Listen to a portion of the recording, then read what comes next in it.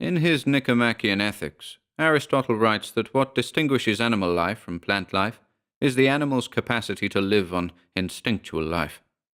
Then, more famously, Aristotle distinguishes men from animals based on their possession of a rational principle, which grants men the capacity to live a reasoned and ordered life.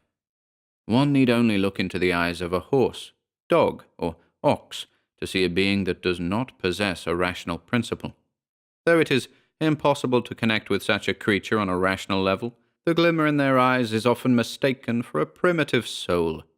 But what is actually perceived is the shared instinctive principle between man and beast. Whatever affection beasts show their masters or savagery they inflict on foes occurs because they act according to their governing instinctive principles, not from rational intentionality. There are those who are optimistic enough to believe that man's rational principle is a durable and inalienable part of the soul that serves as the bedrock foundation of civilization. However, just as unused muscles atrophy and intellectual talents wither if not exercised, the capacity of the rational principle will not only dwindle, but completely dissolve if not valued, guarded, and used. Far worse than looking into the instinctive eyes of the most brutal and predatory animal is to peer into the eyes of that which had a rational principle but lost it.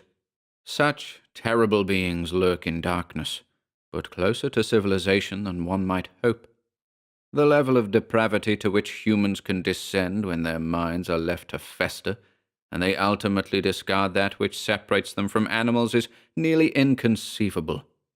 Whole families and tribes have gone feral in this manner. In a scarce number of years the lot degenerates to an animalistic condition.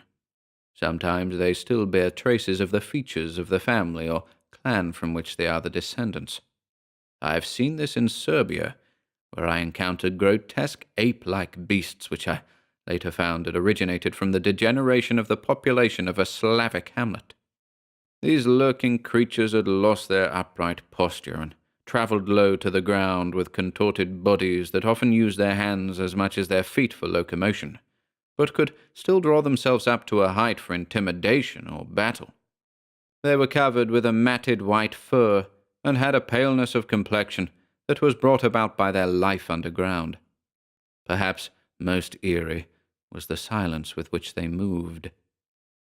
The grotesqueries of their physical features are brought about not only by the willful disregard of the rational principle, but also by the inbred spawning of their ilk and the cannibalism from which they derive their nutrition.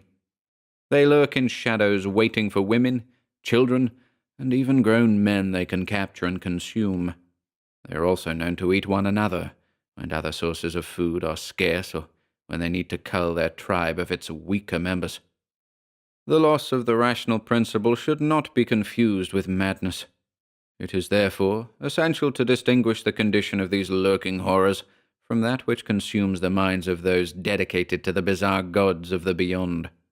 Even the mad servants of black gods may still pursue their absurdist goals through a process and methodology derived from their Aristotelian rationality. The condition of these beings that lurk in shadows is more foundationally disruptive. They have lost the very distinction between themselves and beasts. Moreover, these creatures are not demoniacally possessed.